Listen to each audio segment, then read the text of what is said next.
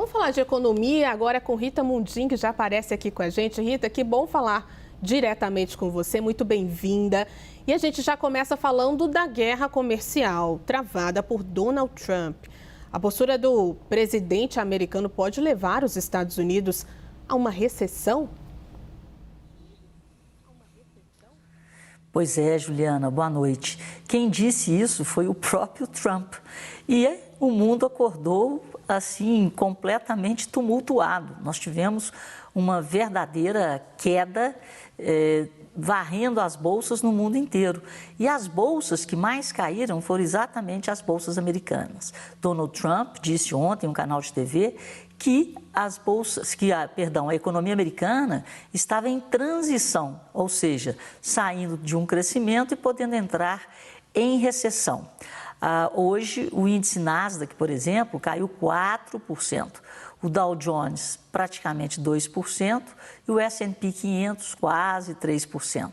Então, foi um tiroteio danado, o mercado está nervoso, porque quando a gente fala numa guerra comercial, nós estamos falando das relações comerciais entre os países do mundo e a maior economia do mundo. É o que Trump promete fazer, uma varredura nesses contratos. E quando a gente fala numa varredura de contratos em nível global, nós podemos ter um choque no comércio global, com consequências para alguns países desastrosas. Então vamos ver o tal do dia 1º de abril, o dia da mentira, que ele prometeu apresentar as conclusões do estudo, e no dia 2 de abril ele vai implementar o toma lá da cá, ou seja, se você tarifa os Estados Unidos, você também será tarifado. Então vai ser realmente uma negociação global que a gente não tem ideia do final, né, dessa história. Mas uma coisa é certa, os contratos comerciais dos países pelo mundo com os Estados Unidos serão revistos de uma forma que isso, de certa forma, beneficie os Estados Unidos. É o que Trump quer, tudo pela América. Isso, fazendo pressão. Vamos continuar falando dos Estados Unidos, Rita, porque Elon Musk está misturando ali política com negócio, fazendo as ações da Tesla despencarem hoje na Bolsa Americana. Foi isso que aconteceu? Pois é, por isso, né, que eu sou uma economista liberal, acho que o Estado não deve ter esse tipo de ingerência ou muita ingerência na economia. O Elon Musk, um grande empresário, um dos homens mais ricos do mundo, foi se meter a ser político do Trump. Quando o Trump ganhou, as ações dispararam. Só que quando o Trump abriu a metralhadora em direção aos seus aliados nessa guerra comercial, só para você ter uma ideia, as vendas dos carros da Tesla na China caíram 50% na comparação fevereiro com janeiro.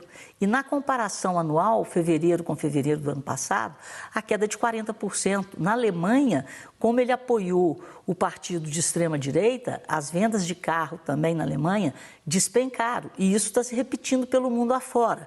Ou seja, colaram na marca Tesla o lado político de Elon Musk. E é o que está acontecendo com as empresas dele, que já perderam desde o pico, depois que o Trump foi eleito, houve uma valorização, agora a queda é de 38%. Hoje caíram 14%. É muito difícil, né, não atrelar a figura, o dono, com o movimento político que ele está fazendo dentro do governo. Vamos falar de Brasil agora, Rita, porque o Boletim Focus foi divulgado hoje, elevando a projeção de inflação. O mercado continua com medo das medidas fiscais do governo para recuperar a popularidade. A gente pode dizer que há ainda um receio. E quando ele vai terminar?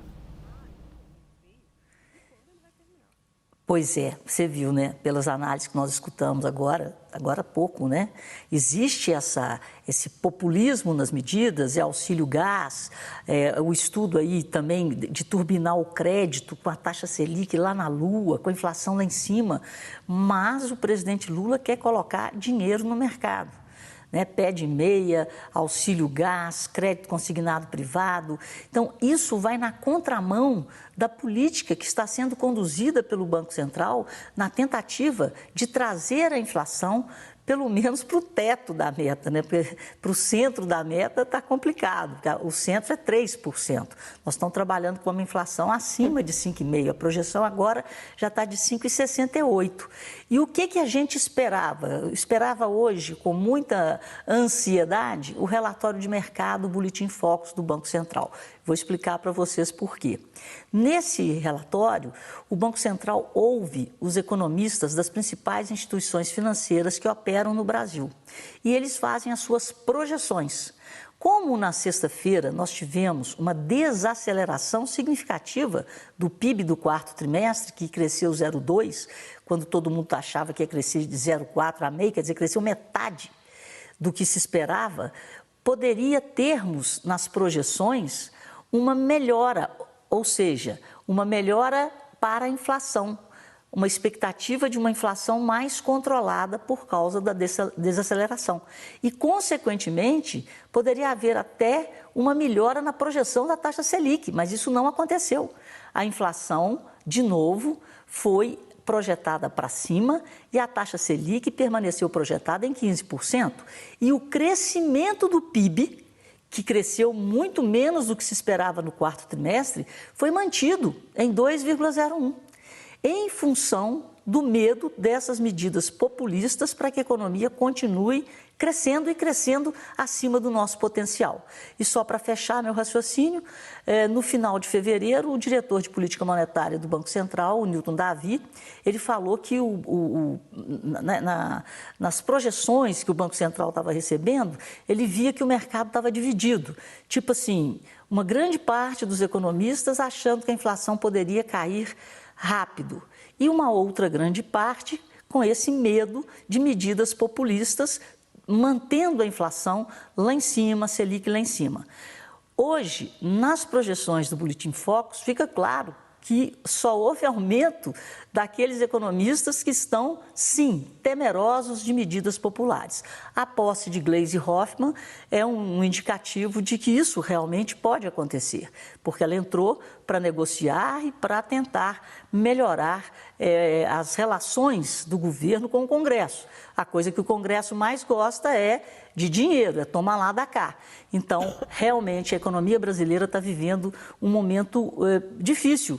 O Banco Central pisa no freio, já falei isso aqui, vou repetir. O Banco Central pisa no freio, aumentando os juros, e o presidente, o governo, pisa no acelerador com medidas populistas que envolvem mais gastos e complicam a situação da estrutura da dívida do Brasil. Então, o Brasil se endivida, o dólar não cai, os juros não caem e esse crescimento estimulado ele é momentâneo. Esse é o perigo. Rita, muito obrigada, viu, pela sua análise. Amanhã a gente conversa mais. Obrigada por hora.